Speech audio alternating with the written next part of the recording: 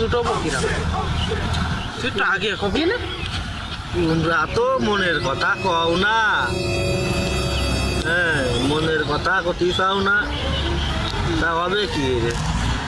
আর question রে ভাই কি বাড়িটা খাবা নে নোটে দেখতেছি নে ভালো বাপ এখন তোমার গাছের যে বাপ দেখতেছি দাদা, তোমার তো হাওটাই কষ্ট হয়ে যাবে না।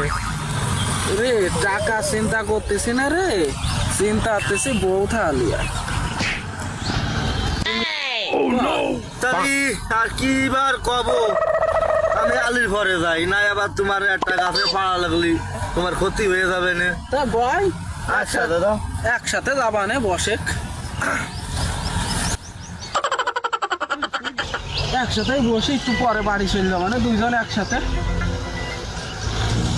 তা কি দেখি অবস্থা ক অবস্থা আর কি দাদা, তোমার দুঃখে আমারও একটু দুঃখ লাগতেছে। আর কোশ্চেন হ্যাঁ বৌদি, কি যে কবে না তোমারে, আমি তো সেই কি ভাবতেছি না। দাদা কাজ করলে হয় না? রে তোর কথা কিরম বেঁকে বেঁকে গেল না? ওই যে ওই পাড়ার ওই যে টুপলা হৃদয় আছে না, ও আবার চাষ ভালো বোঝে, তাই না? কিন্তু ওরে ফালি তো কাজ হইতো ওই এই ওখানে গেছে দেখলাম রাস্তার দিকে। ও তাহলে এই মাঠ দিয়ে ও আবার আসবে না। হ্যাঁ এমনি আসবে না, আবার নতুন একটা ব্যবসা খুলেছে। কি ব্যবসা? কে তুমি জানো না? টুপলার ব্যবসা, টুপলার ব্যবসা। ও বানে আনে কোনটা ভালো লাগতেছে না, তোরা যেটা ভালো বুঝিস আমার একটা সেরাম বুদ্ধি দিয়ে দিল। দেখে নে ওই এই মতো আসবে না, এখনই আসবে না দেখে নে।